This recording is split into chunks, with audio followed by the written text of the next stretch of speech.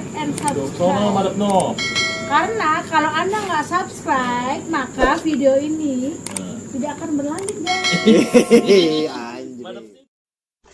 Assalamualaikum warahmatullahi wabarakatuh. Jumpa lagi di channel YouTube Sigi TV, Bro and Sis. Saat ini kita sudah kedatangan Bang Syukur ya. Bang Syukur, apa kabarnya Bang Syukur? Puji Tuhan, alhamdulillah baik. Tadi dari mana nih Bang Syukur nih? Dari Kalideres, Bang. Oh, langsung dari rumah gitu ke mari ya? Iya, benar.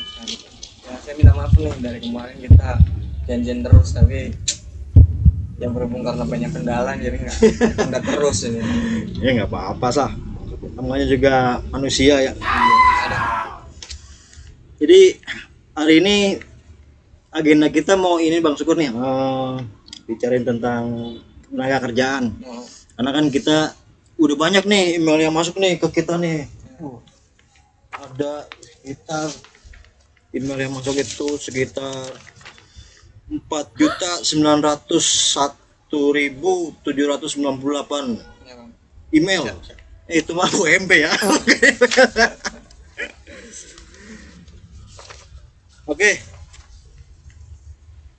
Sebelumnya Bang Syukur kemarin kuliah di mana sih? Lupa saya. Di Universitas Swasta Indonesia, Bang. Berarti sekarang ikut ke Jakarta Timur. masuk ke itu juga nggak apa rumah kayak perburuan gitu, pengacara, jadi pengacara gitu Pak? Oh iya, saya nggak kesana, Bang. Sih. Ya, tinggal penyembahan doang sih. Udah. Tapi udah masuk ke itu apa? Kayak yang Bang Syukur tadi kirim ke saya tuh. Oh udah. Oh udah. Udah. Itu namanya apa? Heptagon Law Office. Apa? Kantor hukum. Namanya? Heptagon Law Office. Heptagon Law Office. Ya. Itu alamatnya di Di Cipondo. Cipondo, Tangerang. Tangerang. Berarti kalau ada yang mau minta bantuan hukum gitu, bisa kan ya situ Bisa ya? lah, Bang. Bisa. Nanti Kita banyak tim kok. nanti alamatnya saya cantumkan di deskripsi ya. Oke, kalau Bang, bagi boleh, yang siap. mau minta bantuan hukum dari timnya Bang Syukur. Apa? Heptagon Law Office. Heptagon Law Office. Iya. Oke nih Bang Syukur, terus kita langsung bacain email yang masuk ya. Oke. Jadi ini ada pertanyaan nih dari para buruh gitu, dari buruh yang menyatakan tentang ketenaga kerjaan ya. Jadi ada email masuk ini, itu pertanyaan ada satu, perbedaan pekerja harian lepas dengan pekerja bulanan itu apa? Nah ini yang pertama dulu ya. Ya. Yang jadi yang perlu kita ketahui sebenarnya kalau pekerja harian lepas itu pertama-tama itu nggak boleh dalam jenis pekerjaan yang bersifat tetap ya. Ya. Misalnya produksi ya. Nah kemudian dia wajib ada kesepakatan atau kontrak kerja kalau misalnya dia itu dianggap sebagai pekerja harian lepas. Ya. Nah dan tidak boleh lebih dari 21 hari. Kalau lebih dari 21 hari Itu berarti batal demi hukum. Itu otomatis menjadi status hubungan kerjanya menjadi PKWTT. Itu harian lepas ya. Iya, harian lepas. Terus kalau pekerja bulanan? Pekerja bulanan ini dia sebagai PKWT atau PKWTT nih? Kalau banyakan yang terjadi sih masih banyak untuk ke PKWT ya, PKWT ya. kontrak ya. Ya kalau berdasarkan ketentuan pasal 59 Ya. Undang-Undang Ciptaker maupun juga Undang-Undang Nomor 13 ya tahun 2003, tahun 2003. Balik lagi bahwa memang dilihat dulu nih jenis pekerjaannya. Nggak boleh sembarangan jenis pekerjaan. Kalau misalkan dia diproduksi, ya itu otomatis nggak diperbolehkan adanya status hubungan kerja PKWT di situ. Oh gitu. Jadi PKWT ini hanya dalam jenis pekerjaan yang selesai dalam waktu tertentu. Misalnya ini pekerjaan bisa diprediksi selesai 3 bulan misalnya. Nah boleh PKWT di situ. Tetapi kalau misalkan pekerjaannya memang produksi dan itu bukan produksi yang baru ya, karena PKWT juga bisa dalam bagian produksi tapi dalam catatan dengan catatan produksi yang masih baru. Jadi masih pemula lah, baru. Jadi masih bisa produksi, bisa berubah-ubah gitu ya. Iya gitu. Jadi artinya baru berdiri nih perusahaan ini, baru uji coba lah. Nah, boleh di sini PKWT. Tapi kalau misalkan udah berjalan bertahun-tahun, ya ibaratnya udah berbadan hukum, terus produknya juga udah ini, ya itu udah nggak boleh itu di situ yang namanya PKWT. Itu wajib PKWT harus. Terus untuk pekerja harian lepas dan pekerja bulanan ini, terutama untuk harian lepas ya, itu mereka itu harus mendapat BPJS TK dan tenaga kerja dan kesehatan nggak sih? Wajib. Harusnya wajib ya. Harusnya wajib. Soalnya banyak kasus perusahaan itu untuk harian lepas seolah-olah mereka nggak wajib gitu loh. Banyak sih, ada beberapa kayak teman-teman saya juga seperti itu. Ya itu kan udah hak sebenarnya Bang, sudah diatur oleh undang-undang kan, mulai dari undang-undang dasar pun sudah jelas kan, itu kan bagian dari kesejahteraan sebenarnya. Ya tetapi kan memang di lapangan yang kita temukan tuh banyak yang bahkan yang diproduksi pun banyak nggak ada BPJS. Bahkan lebih lucunya apa, dia mendaftarkan BPJS ini berdasarkan upah UMP, tetapi yang diterima oleh pekerja itu jauh di bawah UMP. Itu banyak juga. Oke, selanjutnya ke pertanyaan kedua ya Bang Syukur.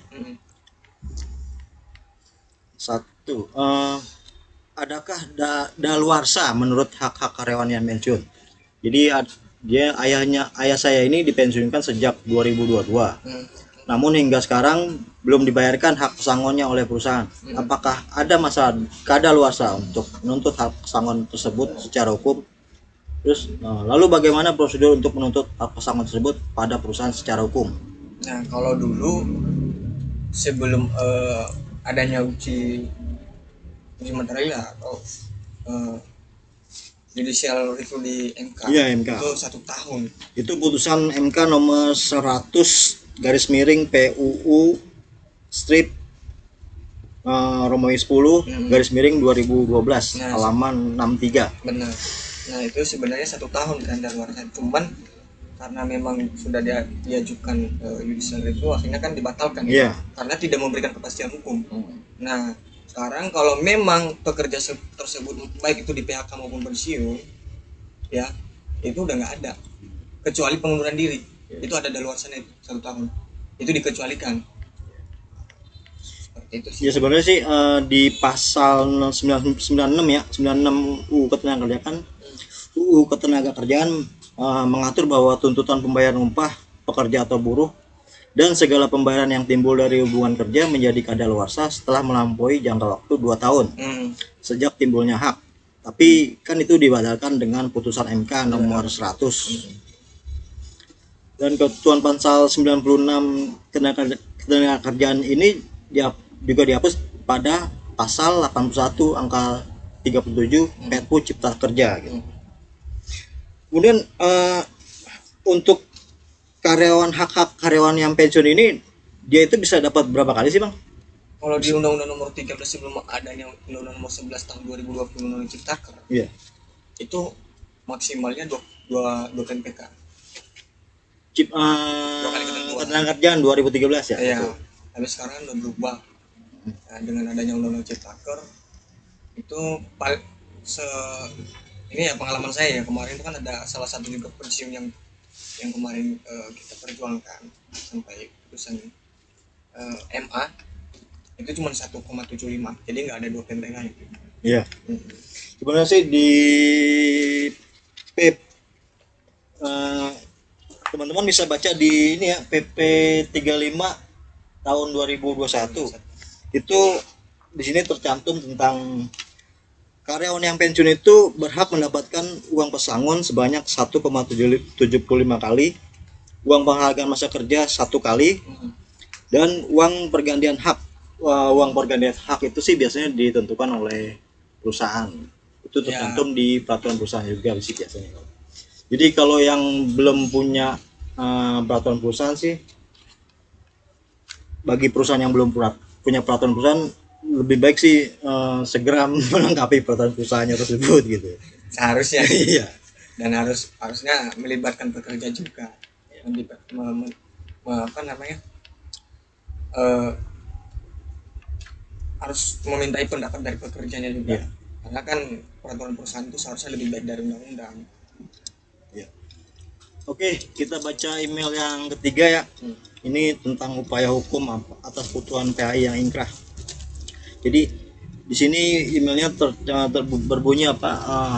Upaya hukum apakah yang dapat dilakukan terhadap putusan PAI yang ingkrah selain permohonan eksekusi? Ini untuk mengantisipasi pengusaha yang tetap tidak mau melaksanakan putusan PAI perihal pembayaran pesangon. Oke, Bang Sugar. Ya, kalau memang misalkan itulah saya ribetnya perdata ini ya. Ada banyak sekali upaya-upaya walaupun sudah ingkrah, kalau memang yang bersangkutan juga masih tetap bersikeras tidak membayar hak pekerja. Nah itu mau gak mau kan banyak teman-teman yang mengajukan eksekusi juga, karena memang prosedurnya seperti itu kan kalau perdata ini. Nah, tapi kan dalam undang-undang ketenaga kerjaan maupun nomor 13 tahun 2003 maupun juga Ciptaker yang baru ini, itu seharusnya bisa diarahkan juga ke pidana. Ya. Nah, jadi untuk teman-teman ini yang belum tahu ya, di untuk pidana itu tercantum di Perpu Ciptaker ya. pasal 156 ayat 1 yang jadi bunyinya itulah pengusaha wajib membayar uang pesangon dan atau untuk uang penghargaan masa kerja dan uang pergantian hak yang seharusnya diterima. Jika pengusaha melanggarnya, ia bisa dikenai sanksi pidana penjara paling singkat 1 tahun dan paling lama 4 tahun, atau pidana denda paling sedikit 100 juta dan paling banyak 400 juta. Jadi seperti itu. Jadi untuk ketentuannya bisa dilihat di Perpu Ciptaker pasal 1656 ayat 1. Ya, cuman kan kalau kita bawa ke ranah pidana ada banyak juga kendala sih sebenarnya, Bang. Karena kebanyakan itu udah ada putusan pengadilan, tapi dari penyidiknya itu masih membutuhkan alat bukti yang lain lah, segala macamnya. Memang prosedur pidana kan seperti itu, tetapi kan kalau misalnya perkara tersebut sudah ada putusan pengadilan, sebenarnya kalau menurut saya buat apa lagi minta alat bukti yang lain? Ya kan? Itu kan udah jelas kok, udah ada putusan pengadilan, udah ingkrah misalnya, udah ingkrah ya. Jadi untuk apa lagi kita harus manggil saksi? Kan itu putusan dari sebuah permasalahan sengketa itu kan yang mengeluarkannya kan pengadilan, yang menentukannya salah apa enggak pengadilan. Ya, jadi menurut saya nggak perlu lagi. Tapi harusnya pernah nggak sih Bang Syukur di Hexagon ini melakukan eksekusi gitu?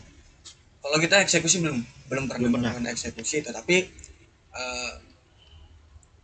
kalau permasalahan kayak kekurangan upah itu kita pernah melakukan sebuah upaya hukum sampai ke kementerian lah, kita melakukan, tapi selesailah di mediasi, belum ada yang sampai harus ke pihak kepolisian. Tapi saya nggak tahu nih ke depan, soalnya kita ada putusan pengadilan juga 2 nih ya, masih nunggu putusan Mahkamah Agung. Itu tentang kekurangan upah apa gimana? Termasuk ada kekurangan yang masalah kekurangan upah, begitu juga dengan pesangon. Gitu.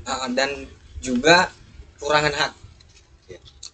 Karena dia 1 tahun kerja, tapi dia hubungan kerja diputus sebelum berakhirnya kontrak kerja, perjanjian kerja.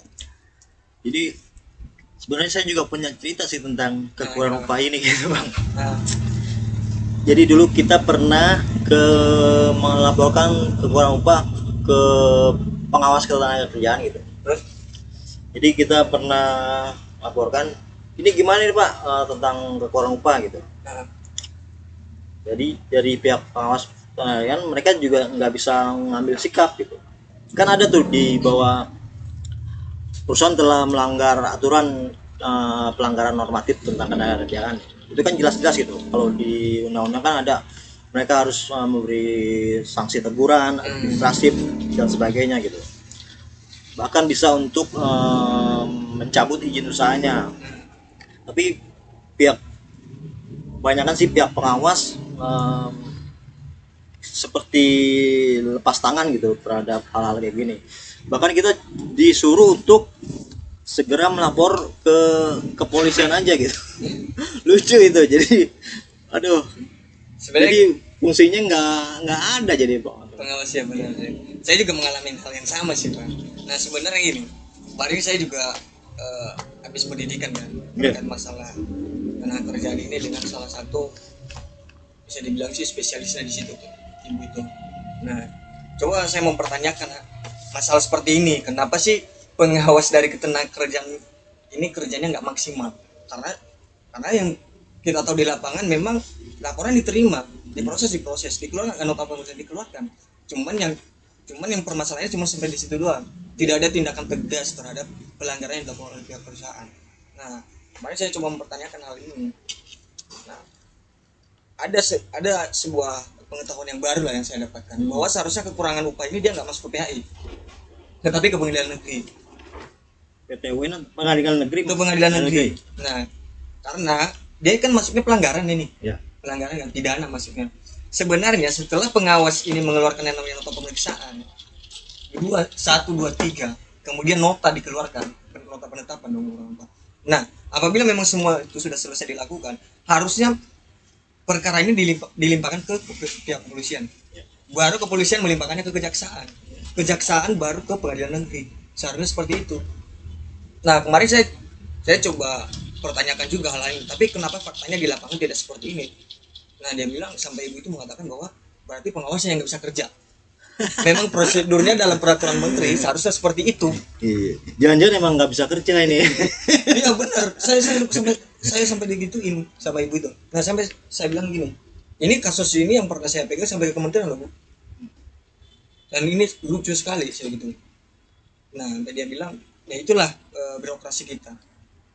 Berbelit-belit, udah ada aturan yang mengatur, tapi dia malah keluar dari RUU itu yang sudah ditentukan oleh pemerintah, membuat aturan sendiri jadinya kan. Akhirnya apa? Nasib dari para pekerja mencari keadilan itu melarat lah. Bingung dia mau nyari keadilan itu di mana lagi gitu. Baru saya tahu itu, oh gitu. Jadi nggak semua perselisihan perburuan itu dibawa ke PHI. Perselisihan perhubungan industrial itu nggak bisa. Jadi ada khusus yang memang kita bisa bawa ke sana. Jadi hukum itu tumpul ke atas, tajam ke bawah. Ke bawah. Jadinya kan seperti itu kan. Memang ya itulah yang kita gitu. Pendapat dari masyarakat yang kita tahu lah pada umumnya.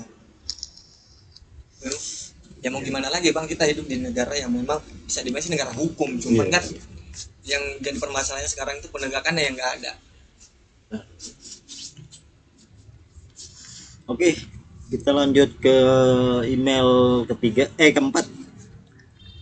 Tentang karyawan kontrak resign berhak dapat uang kompensasi atau tidak. Jadi pertanyaan seperti ini, Syukur. Mohon infonya berdasarkan PP 35/2021, apabila karyawan habis kontrak maka mendapatkan kompensasi. Namun, apakah karyawan kontrak bisa resign sebelum kontrak habis? Lalu, apakah karyawan kontrak berhak dapat uang kompensasi? Apakah ada denda resign sebelum habis kontrak? Pertanyaan seperti itu. Nah, itu berdasarkan Undang-Undang Nomor 13 ya kalau nggak salah sih pasal 68. Kalau yang namanya karyawan kontrak. Dan balik lagi nih berdasarkan perjanjian kerja ya. Nah, apabila memang diatur dalam perjanjian kerja, bagi salah satu pihak yang mengakhiri hubungan kerja sebelum waktunya habis, itu wajib membayar sesuai dengan sisa masa kontrak itu. Tapi itu untuk berlaku untuk perusahaan yang memutus kontrak karyawan. Kedua belah pihak sama. Oh sama. Baik pekerja maupun pengusaha. Misalnya nih, misalnya ini si Ani, dia kerja di perusahaan B, ya kan? Perjanjian kontrak kerjanya ini 1 tahun. Nah terus salah satu dari kedua belah pihak ini melakukan pemutusan hubungan kerja. Nah misalnya pekerja dia mau resign sebelum habisnya masa perjanjian kerja yang sudah disepakati ini, jadi 3 bulan lagi sebelum berakhir kan, terus dia mau minta untuk berhenti lah atau stop atau mau melakukan pemutusan hubungan kerja. Nah ini sisa 3 bulan ini wajib dibayar ke pihak perusahaan. Nah itu berdasarkan perjanjian kerja ya. Dan memang dalam Undang-Undang Nomor 13 juga diatur tuh, kalau nggak salah pasal 68 atau 62 tuh, saya lupa juga, intinya seperti itu. itu wajib. Makanya kita kalau resign juga harus lihat dulu nih, jangan lihat perjanjian kerjaan, kecuali memang tidak diatur ya dalam perjanjian kerja, masih oke aja sih, sesuai dengan kesepakatan kedua belah pihak aja. Oh gitu. Iya. Tapi itu nggak dapat pesangon lo ya. Iya. Cuman misalnya penghargaan masa kerja biasanya cuman tergantung masa kerjanya sih. Misalnya dia kerjanya 2 tahun berarti ya 2 kali upah sih biasanya sih dikasih. Itu kalau misalkan dia bekerja sampai berakhir kontrak kerja bang. Tapi kalau sebelum itu nggak bisa. Ya, misalnya dia kalau di hitungan bulan ya, dia di kontrak 2 tahun kan berarti 24 bulan. Iya 24 bulan. Dia di resign 18 bulan berarti 18 per 24 ya. Nah dikali upah ya, biar seperti itu. Nah tapi kan kita lihat nih celahnya lagi nih. Iya. Kira-kira jenis pekerjaannya apa dulu nih? Kan kita bisa lihat juga apakah pekerjaan yang dia kerjakan itu bisa dikategorikan masuk dalam jenis pekerjaan yang bersifat tetap atau tidak. Kemudian menyambung ke pertanyaan keempat nih, itu hukumnya dipaksa resign dari perusahaan. Saya adalah karyawan yang diberhentikan secara tidak hormat karena melakukan penyimpangan keuangan. Saya mengakui dan telah mengembalikan secara bertahap dan sudah selesai. Namun pihak perusahaan mengajukan lagi beberapa daftar penyimpangan yang tidak saya akui. Apakah kasus saya ini termasuk pidana atau perdata? Terus adakah yang mengatur karyawan dipaksa resign? Berhakkah saya dapat pesangon? Dan penanya ini telah bekerja lebih dari 15 tahun. Ini penyimpangan yang pertama itu udah selesai berarti ya? Seharusnya sih sudah dengan kalau kita lihat pertanyaannya ya. Karena dia sudah mengakui dan akhirnya dipaksa untuk mengundurkan diri gitu. Itu hukumnya dipaksa resign dari perusahaan apa gitu. Ini kan dia kan pertanyaan gini, ada muncul lagi ini kan penyimpangan yang baru setelah selesainya permasalahan yang baru, yang lama kan, sehingga kan dengan adanya permasalahan penyimpangan yang baru ini dia dipaksa untuk mengundurkan diri. Nah balik lagi bang, penyimpangannya seperti apa dulu nih? Pidana kah atau cuma pelanggaran secara administratif? Itu kan kita harus lihat. Kalau memang pidana wajib ada bukti pelaporan pidananya. Nggak bisa semerta-merta langsung menganggap bahwa ini menyimpang dari ketentuan perundang-undangan. Iya. Sepertinya sih dengan melihat seperti ini cuman ditakut-takuti bahwa nanti gue laporin lo ke polisi gitu. Nggak bisa. Nah, kalau upaya misalnya kita dipaksa untuk resign, ya, nah balik lagi kita harus ada bukti juga bang. Karena kita kalau cuma bicara secara lisan, kita bicara cuma sekedar mengatakan bahwa saya dipaksa ini resign, itu juga nggak bisa. Harus ada bukti. Buktinya apa? Kamu dipaksa untuk membuat surat pernyataan untuk mengundurkan diri. Wajib itu ada. Karena kan kita yang dibutuhkan di pengadilan bukti tertulis. Minimal ada saksi lah. Ya kan? Bahwa saya ini mengundurkan diri secara terpaksa. Ada saksi, ada kerugian gitu. Iya. Wajib. Dan sebenarnya gini, selama memang juga pengusaha itu tidak bisa membuktikan adanya penyimpangan, terutama ya terhadap tindak pidana ya, kan bisa dia lapor balik juga. Lapor balik juga, pencemaran nama baik lah bisa, ya kan? Jadi jangan takut sih pada teman-teman gitu. Ya selama memang tidak bersalah. Selama kita benar mah kita ajar aja terus. Iya, gaspol. Oke. Kita kemasukan ke dapat ini nih iklan nih Bang Syukur. Jadi ini tentang Rabita Print. Jadi bagi teman-teman yang mau buka usaha digital print atau usaha apparel dan clothing line, usaha cetak sablon, kaos atau topi satuan, ini bisa cetak mug dan tumbler custom. Ayo buruan beli printer DTF Rabita Print. Jadi printer ini DTF ini bisa ukuran A3, A4. Dia ada 6 warna ya, CM, white, black and yellow. Jadi dia bisa print A3, kemudian dia dapat gratis 4 botol tinta DTF CMYK 100 ml, 2 botol tinta DTF white 100 ml, DTF powder 500 gram, 2 meter DTF PET film, 5 piece printhead swab foam stick, 1 botol cleaner, 5 piece sini 1 mili, 5 piece seringe 10 mili, training penggunaan mesin dan RIP software dan Photoshop. Oke, bagi teman-teman nanti deskripsinya saya cantumkan di bawah ya bagi yang mau. Ini sih printernya mantep nih. Jadi dia ini punya fitur YEMS. Udah canggih lah ya. Iya. Jadi YEMS itu adalah Bang Syukur, mungkin Bang Syukur baru tahu nih gitu. Jadi YEMS ini adalah sistem sirkulasi dan pengaduk tinta putih agar tidak mengendap untuk mencegah printhead buntu serta menghasilkan cetakan tinta putih yang pekat. Nih kayak saya ini, nih, sama nih DTF dia sini nih. Mantap lah. Nanti cobalah misalnya nanti. Ini sih printernya menurut yang saya baca ini sih masih di range harga 20 juta sih. Bagi teman-teman yang mau boleh. Dia bergaransi ya, bergaransi. Garansi, Bang. Oh, mantap lah. Soalnya ini dia produksi printer ini sendiri, dan bagi yang mau custom juga sebenarnya printer ini juga nggak cuma untuk A3 sih, dia juga bisa bikin printernya itu ukuran 60 cm lebarnya.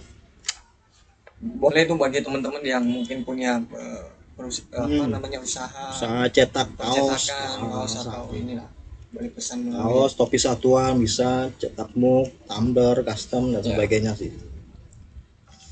Ini Bang Sigit kan saya dengar nih juga lama ini bisa dibilang sih aktivis buruh juga kan? Enggak sih, saya bukan aktivis buruh. Ya seenggaknya kan pernah lah ya berjuang gabung di serikat pekerja. Ya pernah sih. Nah ini pengalaman Abang sendiri seperti apa nih selama ikut bergabung dengan teman-teman di luar sana yang berjuang untuk hak pekerja? Ya mungkin bisa berbagi cerita juga lah dengan saya kan. Jadi sebenarnya sih saya ambil dari pengalaman Abang nih. Untuk di serikat pekerja ya. Sebenarnya untuk di serikat pekerja sebenarnya kita itu cuma satu sih kuncinya. Jadi cuma harus kompak gitu. Kompak dan ngikutin instruksi yang ada gitu. Seperti ketua sekretarisnya menginstruksikan supaya ayo kumpulin nih rekening koran. Ya udah, kita bareng-bareng nih kumpulin rekening koran. Kan itu juga untuk keperluan mereka juga, untuk hak-hak mereka juga untuk dibayarkan gitu. Jadi intinya ya itu solid dan kompak aja sih seperti itu. Ada nggak hal-hal yang sangat rumit nih, terutama ini menghadapi anggota kita ini di bawah? Rumit sih pasti banyak ya, Bang. Salah satunya mungkin yang benar-benar membuat Abang aduh ini. Jadi kalau kita instruksikan untuk mencari data seperti data rekening koran dan sebagainya itu gitu. Kadang mereka menyepelekan gitu. Jadi ntar. Jadi kadang harusnya kita dapat dalam waktu seminggu, jadi bisa berbulan-bulan gitu. Jadi seperti itu sih. Jadi disepelekan sama mereka. Jadi nggak ntar juga itulah. Tapi ya gitu kan, kita butuhnya data-data seperti itu kan cepet gitu. Ini kan pernah saya dengar nih dari teman-teman yang pernah jadi pengurus serikat pekerja kan. Banyak anggota ini yang menekan pengurusnya, ya kan? Ya segala macam bentuk lah. Nah, pengalaman Abang nih, kalau misalkan nih ada anggota yang rewel apa segala macam, ya kan? Abang yang namanya pengurus kan tentu kan capek kan, personal kemarin. Nah, pengalaman Abang selama menjadi pengurus serikat pekerja apa sih? Bagaimana menghadapi mereka ini yang mungkin rewel, terus ya menekan habis-habisan lah. Banyaklah banyak tuntutan ini itu, bagaimana supaya prosesnya dipercepat, misalnya itu salah satunya lah. Itu bagaimana ini cara Jadi Abang untuk pengalaman kita ya di serikat pekerja untuk menghadapi anggota-anggota kita yang rewel ya, sebenarnya kita cuma bisa sabar dan cuma ngelus dada aja sih. Tapi yang penting sih dengan sabar dan ngelus dada itu kita tetap melakukan koordinasi seperti kita punya WhatsApp grup atau sebagainya, tetap kita koordinasi terus tuh, kita ingatkan terus nih. Ini deadline-nya untuk tanggal sekian ya, harus ada terkumpul gitu. Dan kita juga nggak, kadang juga ya harus ngelus dada juga sih. Kadang kita udah banting tulang, banting pikiran, banting tenaga untuk mengurus kesana kemari gitu. Tapi dari anggotanya sendiri seolah-olah cuek gitu, tidak mau, nggak ngertiin, iya nggak ngertiin kita. Wah kita udah sono, kita dibentak-bentak di sana gitu. Mereka kan nggak mau tahu seperti itu. Yang penting hak mereka jalan, mereka nuntutnya harus, ayo mana nih, kapan nih gua keluar nih, kapan pesangon gua keluar nih, kapan upah gua nih keluar nih. Kan seperti itu. Mereka cuma maunya tahu beres doang gitu, tapi nggak mau tahu tentang prosesnya, proses kita yang panas-panasan di jalan. Kita harus nyari parkir, harus susah gitu kan. Kepala kan kita parkir di depan polisi. Kok bang parkir di situ bang? Nggak apa-apa kan, orang kita ini kan tempat parkir juga. Akhirnya kan tukang parkir cuman longo doang. Itulah pahitnya lah ya. Iya. Nah itu kan kebanyakan di serikat pekerja, setahu saya nih dari teman-teman ya, anggota dari pengurus cerita lah mengenai anggotanya nih. Banyak anggotanya di awal kayak gimana bersemangat, tiba-tiba ada sebulan 2 bulan 3 bulan ya kan, langsung ciut. Ya diberhentiin kerja tiba-tiba, terus ngeluh apa segala macam. Nah ini abang sama tim waktu itu gimana itu?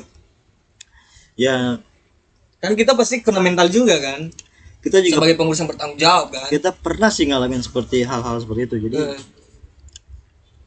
kita cuman bisa sabar, terus tetap dengan sabar itu tetap kita lakukan tetap koordinasi gitu. Jadi kita selalu instruksikan, kayak waktu itu kan kita pernah bersidang di PAI ya, akhirnya ya kita jelaskan bahwa ini hak lu gitu, hak lu itu harus mengejar hak lo itu gitu. Jangan kita yang harus ngejar, lo harus tanggung jawab dengan hak lo itu gitu.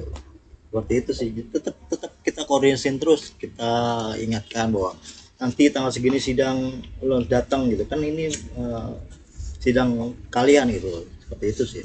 Ini kan mengenai PHI ini, otomatis kan perjalanan ke sana itu kalau udah nyampe peradilan kan kita butuh namanya biaya segala macamnya.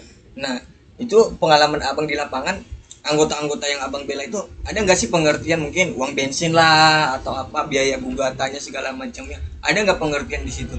Apa pengurus semua atau tim abang yang handle juga itu masalah ini? Dulu karena kita PUK-nya carut marut ya, dengan akhirnya pengurus ada 7 orang pengurus akhirnya langsung di PHK gitu. Dan PUK yang tersisa juga masih muda, masih muda dalam serikat, jadi belum mengerti tentang gimana sih solidaritas yang penting gitu. Jadi kadang ya kita seperti biaya-biaya dan sebagainya dari sendiri. Dan karena dulu akhirnya dulu kita punya 124 anggota bang, terus akhirnya diintimidasi, dibuat tidak betah lah, dia tidak betah dengan takut-takuti gitu, nanti kalau lo ikut kerja lo gua PHK. Akhirnya mereka kan takut seperti itu. Jadi dengan akhirnya tersisa sekitar 14-15an anggota gitu. Dari 14-15 anggota itu kan kalau dihitung cos kan cuman ya nggak ada ratusan ribu gitu.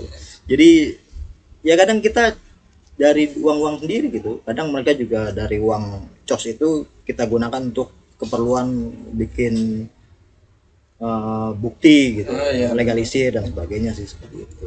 Nah ini kan abang nggak kerja nih ya. Dulu kan waktu bela anggota abang nggak kerja, terus dana juga pemasukan dari teman-teman PUK ini kan nggak ada.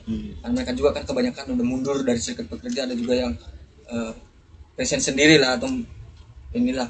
Nah itu dari mana abang dapat dananya itu? Kan abang nggak kerja nih, abang juga punya keluarga kali ya kan, punya anak istri. Jadi mungkin jadi ini pembelajaran buat teman-teman di luar sana gitu yang lagi berjuang.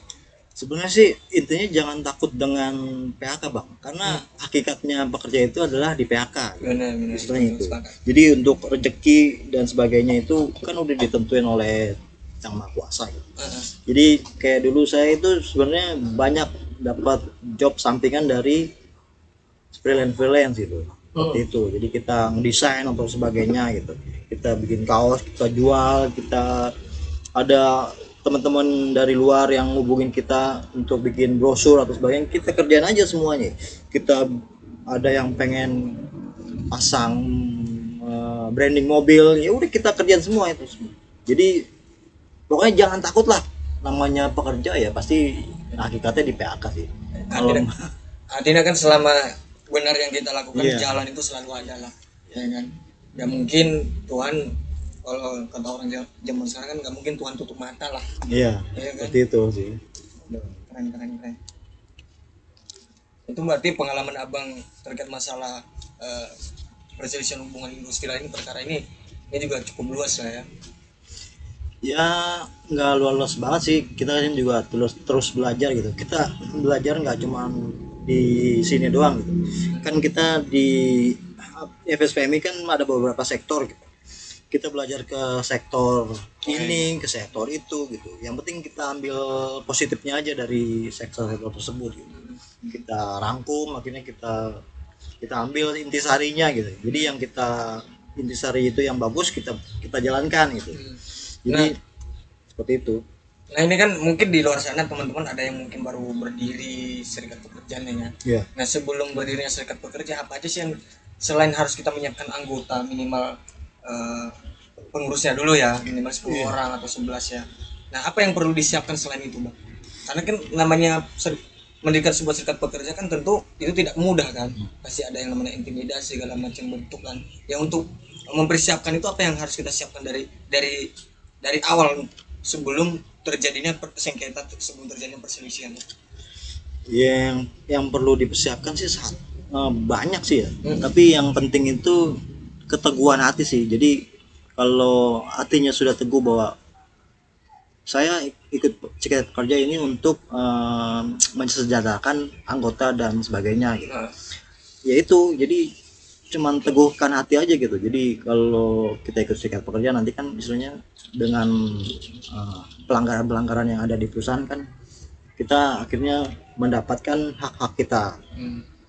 Seperti itu. Jadi selain teguhan hati kan kedua ya kita siapkan data-data gitu. Data ya. Data Bukti kayak data rekening koran, slip gaji, terus data BPJS TK-nya seperti apa, terus data absensi kita. Kan kadang ada beberapa perusahaan yang masih mempekerjakan pekerja 12 jam, 10 jam.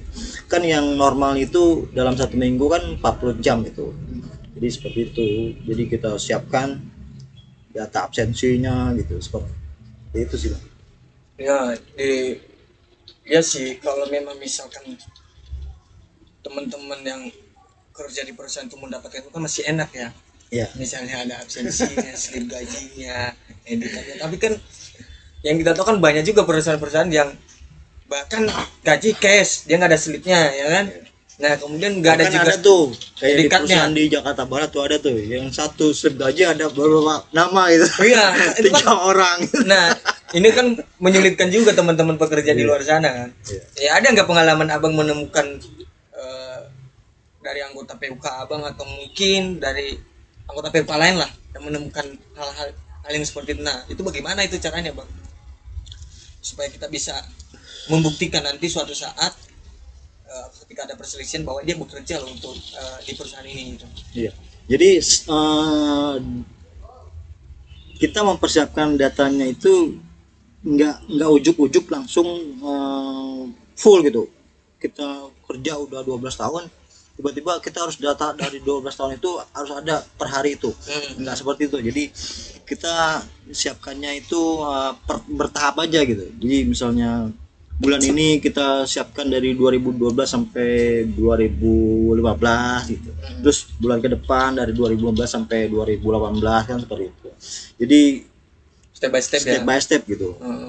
Bertahap kan itu juga proses kan. Jadi untuk yang masih bekerja lebih baik sih yang tidak mendapatkan slip gaji ya biasanya.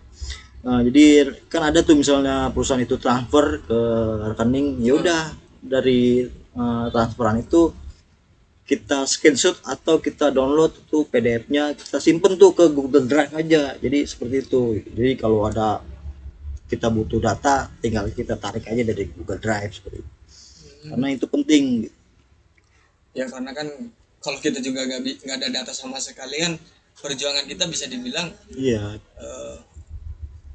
udah pasti nihil hasilnya ya kan. iya karena kan kita kan berbicaranya nanti di dinas tenaga kerja atau sudin ketenaga kerjaannya by data gitu, nggak cuma kita, Pak saya bekerja di situ gaji saya kurang nih, terus datanya mana mas? Wah datanya saya pokoknya saya segitu pak, ya datanya nggak ada, mana mau terus pengawas mau mengeluarkan itu gitu, penetapan kekurangan upah seperti itu sih. Wah, ya kayak ya memang itu penting ya. Iya. Buat teman-teman di luar sana yang mungkin lagi berjuang memperjuangkan haknya, ya kalau bisa sih dari sekarang udah nyiapin data-data lah satu persatu. Yang pertama-tama sih bukti yang membuktikan bahwa teman-teman itu bekerja di perusahaan itu. Ya, Ya kan? seperti ID card, Itu yang utama sih. surat keputusan karyawan gitu. Karena saya gini bang, saya juga punya pengalaman nih membela salah satu buruh lah bekerja di salah satu perusahaan Jakarta Barat. Produksi apa? Salah satu produksi sih, dia produksi kaca kalau nggak salah ininya perusahaannya. Nah itu waktu dia konsultasi dengan kita, dia sama sekali nggak ada data, mulai dari ininya apa namanya, dari ID card-nya nggak ada, slip gajinya juga nggak ada, BPJS-nya juga nggak ada. Wow. Yang ada cuma seragam kerja doang. Jadi kita pun bingung, dan itu kita udah mencatatkan juga perselisihan nih, masalah ini perselisihannya. Nah itu udah keluar anjuran doang. Anjuran. Iya. Itu untuk berapa orang pekerja? Satu orang doang. Satu orang. Anjurannya udah keluar. Tapi dia ikut serikat tadi atau Enggak. Enggak. Dia beda perusahaan lah. Maksudnya kita kan di kantor hukum nih, dia datang untuk konsultasi dengan kita waktu itu. Akhirnya kita bantu, dan pada saat mediasi itu pengusahanya juga nggak datang. Nah yang terakhir saya dengar dia udah pindah lokasi lagi, pindah ini domisili patutnya. Jadi Pindah banyak alamat. sih. Banyak. Jadi pengusaha itu mengakalinya seperti itu. Nah itu kalau misalkan cuma anjuran doang bang gimana? Bisa itu kan anjuran itu cuma sekedar ini kan, rekomendasi. Iya. Ya anjuran kalau mau itu tetap kan akhirnya kan perdata gitu. Perdata kan anjuran itu nggak ada penetapan kekurangan upah, cuma anjuran doang. Anjuran doang ya benar. Berarti ya itu ke pengadilan hubungan industrial. Ya tapi kan dia nggak ada data lain selain anjuran doang ini. Dan itu pun nggak ada yang datang dari pihak perusahaan. Nah itu kalau misalkan kita ajukan gugatan ke PAI, kira-kira menurut abang gimana? Ya yang penting kita ambil langkah-langkah dulu aja, yang penting kita gugat ke PAI, nanti kan seperti data-datanya yang belum ada sebisa mungkin dicari gitu, kayak ID card dan yang penting menyatakan bahwa dia karyawan tersebut dan bekerja di perusahaan tersebut. Kan nanti ada proses kesaksian, ya udah dari situ aja bisa diambil kesimpulan seperti itu. Iya ya, memang itu sih sulitnya ya teman-teman ini ya, yang cuman kerja tanpa Ya. Kerja tapi nggak mikir, sama tuh kayak yang di itu tuh desain LRT itu. kerja desainnya salah. jadi nggak memikirkan ke depannya itu. Itu sih menurut saya pentingnya sebenarnya kita berserikat ya kan, biar tahu nih apa aja sih yang menjadi hak kita sebenarnya. Kayak slip gaji itu sebenarnya udah diatur juga dalam undang-undang kan, wajib ada slip gaji Iya, itu. gaji harus ada. Iya, BPJS-nya apalagi, ya kan? Terus ya semua lah, mulai dari kontrak kalau memang kontrak wajib dikasih, ya kan? Tapi kan di lapangan kan nggak seperti itu. Oke, kayaknya waktunya udah kita cukup lama juga ya Ya. ngobrol-ngobrol. Kayaknya udah sekian dulu ya Bang Syukur ya. Siap. Mungkin ada pesan-pesan Bang Syukur untuk para pemirsa Sigi TV. Ya ini untuk teman-teman yang khususnya mungkin di luar sana haknya masih banyak yang tidak dipenuhi oleh pihak perusahaan. Mungkin itu upahnya di bawah UMP, tidak ada BPJS-nya, atau ya hak lainnya lah ya, mulai dari hak cuti juga segala macamnya. Ya jangan takut untuk bersuara sih. Itu yang paling penting. Tetap harus kita menyampaikan apa yang menjadi keluhan kita terhadap pengusaha. Iya. Sampaikan aja. Ya, terus untuk teman-teman juga yang kalau mau ada masalah ketenaga kerjaan bisa konsultasi juga sih ke kita gitu. Nanti Bisa, deskripsinya ada kita cantumkan di situ. Apa kita berbagi Iya. pengalaman aja di lapangan, karena kan Berbagi informasi, berbagi Iya. pengalaman, nanti kita bisa arahkan seperti apa gitu. ya apa yang harus dilakukan untuk mempersiapkan. Tapi jangan ujuk-ujuk langsung perang gitu. Ini udah diatur undang-undang, ini hak saya ini seharusnya seperti ini nih. Tapi kamu nggak punya data. Iya. Ya jangan juga seperti itu. Kita harus bertindak itu By harus data lah. Iya, by data, terus mempersiapkan segala sesuatunya lah apa yang dibutuhkan nanti ke depannya. Jangan menyerah lah bagi teman-teman yang lagi lagi berperkara atau lagi mendirikan serikat pekerja, lagi menghadapi tekanan, ya jangan menyerah. Semua perjuangan itu pasti ada akhirnya, nggak mungkin nggak ada.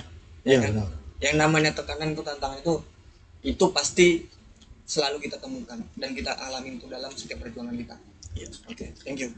Oke, terima kasih untuk Bro Ensus telah menyaksikan Sigi TV. Berikutnya kita akan tetap mengambil tema tentang ketenaga kerjaan dan sebagainya. Wassalamualaikum warahmatullahi wabarakatuh. Waalaikumsalam warahmatullahi wabarakatuh.